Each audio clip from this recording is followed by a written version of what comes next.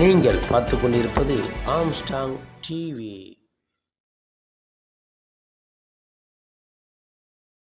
Imparting education, you have shining examples. One of them is sitting right here on the stage, a student of this very school. Today he is one of the major councillors in our Greater Chennai Corporation. We have doctors coming out of this institution, we have engineers coming out of this institution, IT professionals, you name it, they are all there. Tomorrow we have a general body meeting of this trust, and I give you my assurance, one of the topics on the agenda is to bring the 11th and 12th standard in this school as soon as possible. We understand the difficulties, the parents easy after passing 10th to seek admission in other schools in 11th and 12th. Mr. Selvakumar has promised us that he'll do his bit and he'll give his entire help to bring in 11th and 12th. Sir, you will be glad to know that we are bringing this as one of our topics in the agenda tomorrow to get in the 11th and 12th, and I'm sure the secretary under his dynamic leadership, what little bit I can do, and my entire board members here will try to somehow bring in 11th and 12th into this Hussaini school so that people pass out from here and hopefully. So Hussaini school is going to come to stay and it's going to take you places. So dear students, wishing you all the best, waiting in the wings to come on the stage and share their wisdom with you all. So I end my brief session here and thank you very much. Enjoy the day, enjoy the evening. Vanakkam. Thank you, sir. கட்டளையின் துணைத் தலைவர் doctor SV. Mir சிறப்பு செய்வார்.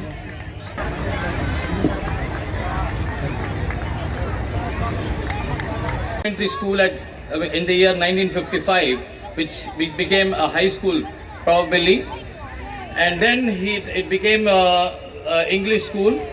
The transition was there. Now the two mediums are existing here. The beauty of the school is it started with 16 students. Now it is 550 students. That's a very great achievement of the school. Very great. I will see a round of applause for this.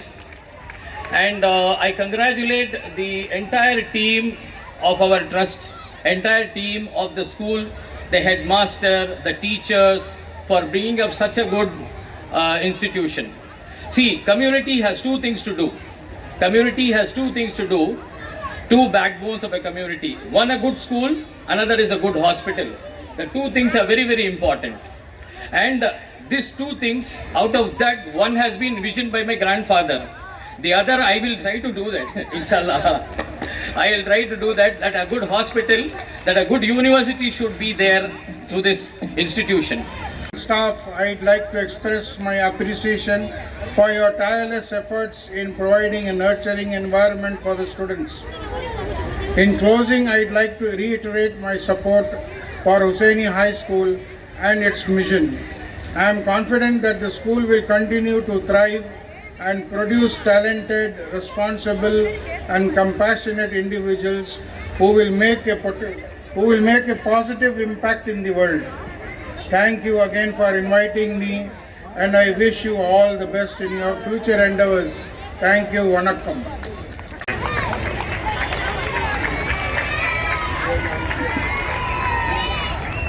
Thank you, sir. Hussaini கொடுக்கும் உள்ளங்கள் எல்லாம் இது உள்ளமும் கொடுக்கும் உள்ளம். கௌரவித்த இந்த பள்ளியின் நிர்வாகத்திற்கு முதலில் நான் அனைவருக்கும் நன்றியை தெரிவித்துக் கொள்கின்றேன். இந்த நிகழ்ச்சியை தலைமையேற்று நடத்தி கொண்டிருக்கின்ற தலைவர் அவர்கள் ஜனாப் பாசில் அலி கான் அவர்களே, ஜனாப் லயன் எம் மகபூல் அலி சாஹிப் அவர்களே, இந்த பள்ளியை நிறுவி அவருடைய பேரன் இங்கே வருகை தந்து இந்த தமிழ்நாட்டினுடைய முதலமைச்சர் பள்ளியை கல்வியும் மருத்துவத்தையும் இரு கண்களாக பாவித்து இன்று பணியாற்றி கொண்டிருக்கின்றார். இன்று கூட கடலூரிலே பெற்றோர் ஆசிரியர்களுடைய கூட்டமைப்பின் சார்பாக அங்கு ஒரு மாநாடு நடத்தி கல்வி வளர்ச்சியை எவ்வாறு நாம் தமிழ்நாட்டில் வெகுவாக இந்தியாவிற்கு முதன்மை மாநிலமாக மாற்ற வேண்டும் என்று இன்று ஒரு மாநாடை நடத்தி கொண்டிருக்கின்றார். இன்றும் துயர்ந்து கொண்டிருக்கின்ற நம்ம தமிழ்நாட்டு அந்த வகையிலே இவருடைய ஊக்குவித்தாலும் அவருடைய பேரன் இந்த இடத்தில் ஒரு மருத்துவமனையை நிறுவி அவர் இங்கு சேவை செய்ய வேண்டும் என்று நினைத்திருக்கின்றார். அவருக்கு இந்த நேரத்தில் நாம் அனைவரும் பரமான ஒரு கரத்த ஒளியோடு அவரை நாம் இங்கு வரவேற்க கடமைப்பட்டிருக்கின்றோம். ஜனாப் மௌலானா சாஹிப் பட்டிமன்றத்தினுடைய பேச்சாளர் சாலமன் பாப்பையா பட்டிமன்றம் நீங்கள்லாம் பார்த்துருப்பீங்கன்னு நினைக்கிறோம். ஹோலி பொங்கல் போன்ற நிகழ்விலே தான் அவருடைய பட்டிமன்றம் வருடத்துக்கு ஒரு 3 முறை இல்லை 4 முறை தான் அந்த நேரடியிலே நாம் பார்ப்போம். அந்த வகையில் சிறப்பாக பட்டிமன்ற உரை நிகழ்த்துகின்றார். நான் கூட ஏதோ ஒரு பட்டிமன்ற பேச்சாளர் நினச்சேன், ஆனால் அவர் ஒரு தலைமை ஆசிரியராக இருந்து கொண்டிருக்கிறார் என்று இப்பொழுதுதான் தெரிகிறது. அவரையும் இந்த நேரத்தில் நாம் இந்த பள்ளியின் சார்பாகவும் இந்த வட்டத்தினுடைய சார்பாக வருக வருக என வரவேற்கின்றோம். இந்த பள்ளியின் நிர்வாக குழு செயலாளர் ஜாவித் ராசா அவர்களே, கரஸ்பாண்டன்ட் சயீத் இம்டாய்ஸ் அவர்களே, பெற்றோர் ஆசிரியர் சங்கத்தினுடைய தலைவர் சுகுமார் அவர்களே, பிள்ளைகளோடு ஆரம்பித்த இந்த பள்ளி இன்று 550 மாணவர்களோடு இருக்கிறது என்று சொன்னார். அதற்கு இந்த 550 மாணவர்களுக்கு இங்கு வந்து சேருவதற்கு காரணமாக இருந்த இந்த பள்ளி நிர்வாகத்திற்கும் அதற்கு உறுதுணையாக இருந்த பள்ளியை நிர்வாக தலைமை ஆசிரியராக பொறுப்பேற்று அனைத்து ஆசிரியர் பெருமக்களையும் மாணவ செல்வங்களையும் ஒன்றிணைத்து அதிக மாணவர்களை ஈர்க்கின்ற வகையில் செயல்படுகின்ற நம்மளுடைய பள்ளி தலைமை ஆசிரியர் அவர் எந்த நேரம் பார்த்தாலும் எங்கே இருக்கீங்கன்னா சனிக்கிழமை ஒரு நாள் ஃபோன் பண்ணால் கூட இந்த பள்ளியில் தான் இருக்கிறேன் தேர்வு செய்து அவர்களை ஊக்குவிக்கின்ற நமது தலைமை ஆசிரியர் அருமை நண்பர் முகமது ஓமர் அவர்களே, சக இந்த மேடையில் வீட்டிருக்கின்ற என்னோடு பணியாற்றுகின்ற எந்த நேரத்திலும் என்னோடு உறுதுணையாக இருக்கின்ற அருமை நண்பர் ஏடி எத்திராஜ் அவர்களே, மற்றும் சிறப்பு விருந்தினராக வந்து கலந்து கொண்டிருக்கின்ற அத்தனை நண்பர்களுக்கும் ஆசிரியர் பெருமக்களுக்கும் வந்திருக்கின்ற வருங்கால தூண்கள் மயிலை செல்வங்களுக்கும் மாலை வணக்கத்தை பெற்றோர்களுக்கும் மாலை வணக்கத்தை தெரிவித்துக் கொள்கின்றேன். எனக்கு மேடையில் வராது. நான் வந்து இப்போ நீங்கள் இங்கே வந்திருக்கிற சீஃப் கெஸ்ட்லாம் நினச்சிக்கலாம் நான் ஒரு அரசியல்வாதின்னு. நான் இந்த அரசியல்வாதியாக இருக்கிறதுக்கு தகுதி இல்லாத ஒரு நபர், அதை முதல்ல உங்களால் நான் சொல்லிடுறேன். நம்ம வந்து ஒரு மக்கள் சேவை செய்யணும் தான் நான் முதல்ல ஒரு பொது வாழ்க்கைக்கு வந்தோம். காலத்தின் சூழ்நிலை நம்ம வந்து ஒரு பொறுப்புக்கு வர வேண்டிய கட்டாயத்தில் வந்துடுச்சு. ஏன்னா எங்கள் வீட்டில் இருக்கிற பெரியவங்க முன்னாடி இருந்ததுனால அதனுடைய தொடர்ச்சியால் தான் நான் வர முடிஞ்சது. நான் வந்து அரசியலில் ஈடுபட்டு அரசியல்வாதி ஆகணுன்ற எண்ணத்தோடு நான் வந்து இந்த ஒரு இயக்கத்தில் சேர்ந்து நான் பணியாற்றவில்லை. இருந்தாலும் என்னை அடையாளம் காட்டியது திராவிட முன்னேற்ற கழகம். அதற்கு நான் கண்டிப்பாக விசுவாசமாக இருக்க வேண்டும் என்ற ஒரு நோக்கத்தோடு இன்றளவில் நான் அந்த கட்சிக்கு விசுவாசமாக செயல்பட்டு கொண்டிருக்கிறேன். இது நான் சொல்வதற்கு காரணம், நாம் எந்த வேலை செய்தாலும் அந்த வேலையில் ஒரு ஈடுபாடாக செய்தால் நிச்சயமாக வெற்றி பெறலாம். நீங்கள் இப்போ படிக்கணும்னு நினச்சி ஒரு துறையை தேர்ந்தெடுத்து அந்த துறையில் நீங்கள் கவனம் செலுத்தி படித்தீங்கன்னா ஒரு காலத்தில் ஒரு இன்ஜினியராகவோ மருத்துவராகவோ அல்லது ஒரு பெரிய சயின்டிஸ்டாகவோ பல துறைகளில் வரலாம். சில பேருக்கு அரசியல் பிடித்திருந்தாலும் அதிலும் வருவதற்கு நீங்கள் உங்களுடைய பணியை நேர்மையாகவும் கடமை தவறாமல் செய்தால் நிச்சயமாக எந்த துறையை நாம் தேர்ந்தெடுத்தாலும் அந்த துறையில் நாம் ஒரு சாதித்து காட்டலாம். அந்த வகையிலே இங்கு இருக்கும் மக்கள், ராமாபுரத்தில் இருக்கின்ற மக்கள் என் மீது நம்பிக்கை வைத்து எங்கள் குடும்பத்தை சார்ந்தவர்களை தொடர்ந்து ஒரு 20 ஆண்டு காலமாக நாங்கள் இந்த மக்கள் பணியாற்ற வாய்ப்பளித்த இங்கே வந்திருக்கும் ராமாபுரம் பகுதி மக்களுக்கு நான் மீண்டும் ஒரு முறை நன்றியை சொல்ல கடமைப்பட்டிருக்கின்றேன். அதாவது நம்முடைய வாழ்நாளுடைய ஆயுள் காலம் வந்து 60 வயசுன்னு தான் ஃபஸ்ட்டு சொல்லுவாங்க. இனி இருக்கிற மருத்துவ கட்டமைப்பு வசதியில் 70-80 வயசில் கூட சாதாரணமான ஒரு விஷயந்தான். இருந்தாலும் இந்த 60 ஆண்டு காலத்தை கடந்து வந்த இந்த பள்ளி நான் இங்கு நின்று கொண்டு பேசியிருக்கிறேன். ஆனால் என்னை மாதிரி பல அறிஞர்களையும் அரசியல்வாதிகளையும் பல விஞ்ஞானிகளையும் உருவாக்கிய பள்ளி தான் இது. இது வெளியே தெரியாமல் தான் இருக்கலாம். ஆனால் எனக்கு தெரிஞ்ச பல வழக்கறிஞர்கள் இங்கே பெரிய வழக்கறிஞர் இங்கே படித்து போனவங்க வழக்கறிஞர்களாக இருக்காங்க, பெரிய வழக்கறிஞராக இருக்காங்க. சில பேர் வந்து மருத்துவத்துறையில் இருக்கிறாங்க. ஆனால் அது வந்து நம்ம கண்ணுக்கு தெரியாமல் இருக்குது. வருங்காலத்தில் இன்னொரு 10 ஆண்டு காலம் கழித்து நாம் இதேமாரி நம்ம இங்கே கூடி ஒரு ஆண்டு விழா நடத்தும் போது இங்கிருந்து சென்ற மாணவர்கள் நீங்கள் நிச்சயமாக பாருங்கள், பல துறைகளில் பல வல்லுநர்களாக கண்டிப்பாக இருப்பார்கள். அதற்கு காரணம் நம் தலைமை ஆசிரியருடைய விடாமுயற்சியும் அவர்களை தொடர்ந்து கண்காணிக்கக்கூடிய ஒரு விதத்தில் அவர்கள் நிச்சயமாக வருங்காலங்களில் இங்கே வந்து ஒரு பெரிய அறிஞர்களாக காணப்படுவார்கள். சார் சொன்னார், இப்போ 850 மாணவர்கள் இருந்தால் +1 +2 கண்டிப்பாக நம்ம இங்கே வந்து தான் தீரணும்.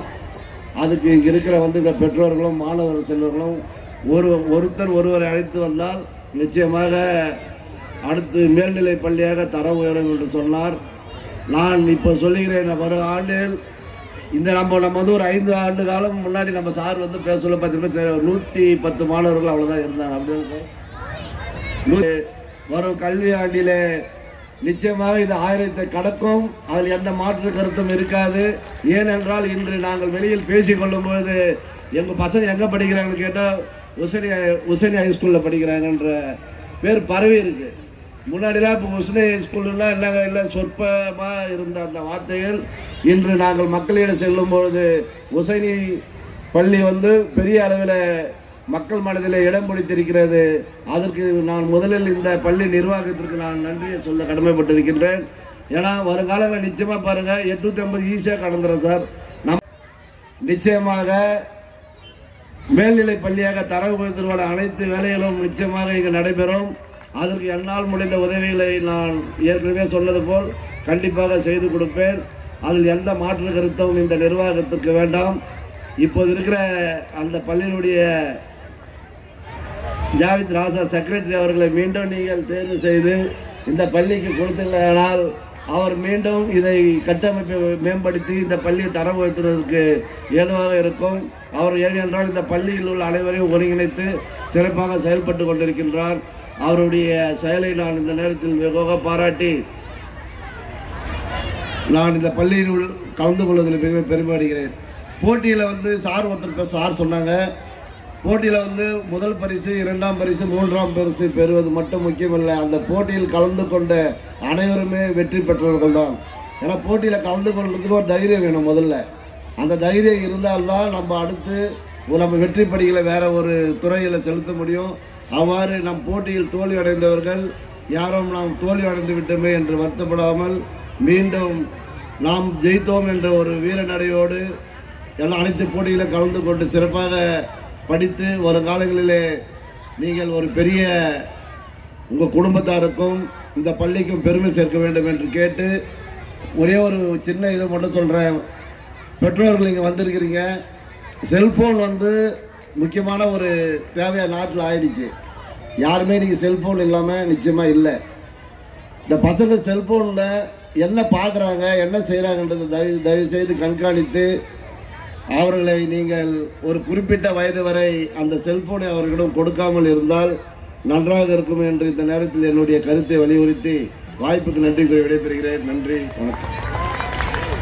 Thank you sir. அவர்கள் ஜனாப் மௌலானா ஷபீர் அவர்களுக்கு பொன்னாடை போற்றி மரியாதை செய்கிறார். நினைவு பரிசை வழங்குவதற்காக நம்முடைய இளம் பட்டதாரி ஆசிரியர் திரு ராம்கி அவர்களை அன்புடன் மேடைக்கு அழைக்கிறோம்.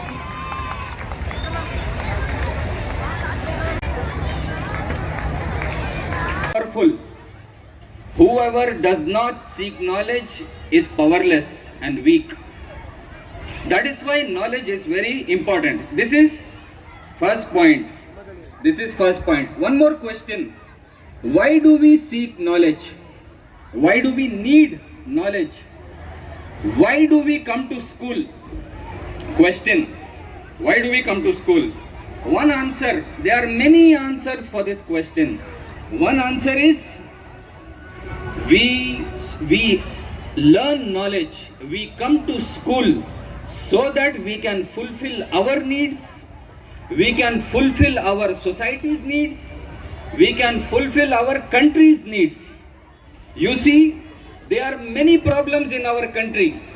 Who has to solve it? We students. Students should solve these problems. I will count 4 or 5 problems which our country is facing, which we students should solve. That's why we need knowledge. அடுத்ததாக நம்முடைய தலைமை ஆசிரியர் நினைவு பரிசு வழங்குவார். ஒரு மிகப்பெரிய ஒரு கை வில் 3 வார்த்தை உருவாக்கலாம். இந்த கா இல் விய மாத்தி மாத்தி போட்டு 3 வார்த்தை உருவாக்கலாம். கல் கவி வில். கல்வினா என்ன தெரியுமா? ஆரம்ப கல்வி கல்லுல எழுத்து மாதிரி இருக்கணும், நம்ம மனசுல பதியணும். உயர்நிலை கல்வி கவி மாதிரி இருக்கணும், அவன் என்ஜாய் பண்ணணும், பார்ட்டிசிபேட் பண்ணணும். மேல்நிலை கல்வி வில்லு மாதிரி இருக்கணும், அவன் எங்க போய் சேர்க்கணுமோ அங்க சேர்க்கணும். அதுக்கு பேர் தான் கல்வி. அத்தகைய கல்வியை கொடுக்கிற ஒரு நிறுவனம். நீங்க நல்லா யோசித்து பாருங்க. நம்ம தெருவில் யாரையாவது ஒருத்தரை பார்த்து இவர் ஒரு காலத்துல பெரிய பணக்காரா இருந்தாருங்க, இப்ப ஏழை ஆயிட்டாருன்னு சொல்லுவோம். இவர் ஒரு காலத்துல பெரிய பதவியில இருந்தாருங்க, இப்ப ரிட்டையர்ட் ஆயிட்டாருன்னு சொல்லுவோம். இவர் ஒரு காலத்துல பெரிய ஆரோக்கியமா இருந்தாருங்க, இப்ப பேஷண்ட் ஆயிட்டாருன்னு சொல்லுவோம். யாரையாவது பார்த்து இவர் ஒரு காலத்துல 10வது படிச்சிருந்தாருங்க, இப்ப 8வது ஆயிட்டாருன்னு சொல்லுவோமா? சொல்ல முடியாதுல்ல. என்ன பொருள்? பதவி போயிடும், அழகு போயிடும், செல்வி போயிடும், கல்வி வந்தா போதாது. அதுக்கு பேர் தான் கல்வி.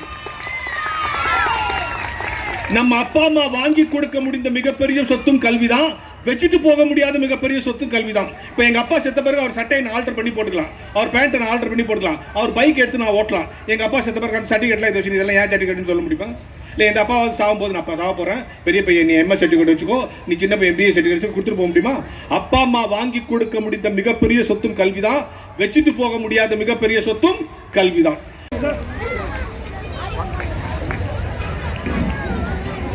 பள்ளியின் சார்பாக இந்த பெண்ணுக்கு 3000 ரூபாய் 1000 ரூபாய் காசோலை வழங்கப்பட்டுள்ளது.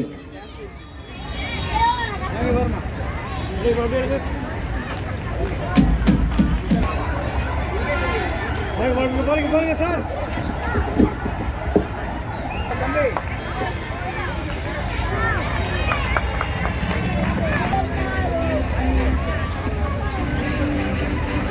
Overall school champion. கடுகு சிறுத்தாலும் காரம் குறையாது என்பதற்கு ஒரு எடுத்துக்காட்டு நம் உதவி அறக்கட்டளையின் பள்ளி மாணவன். நன்றி. Thank you sir. ஃபஸ்லே அலிகான் அவர்கள் நினைவு பரிசு வழங்கி அவர்களுக்கு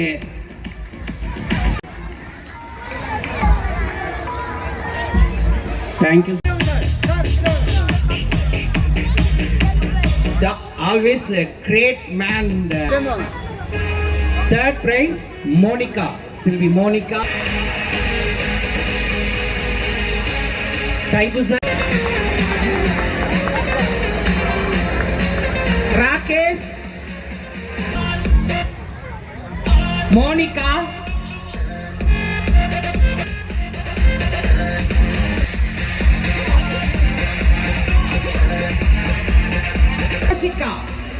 Losika,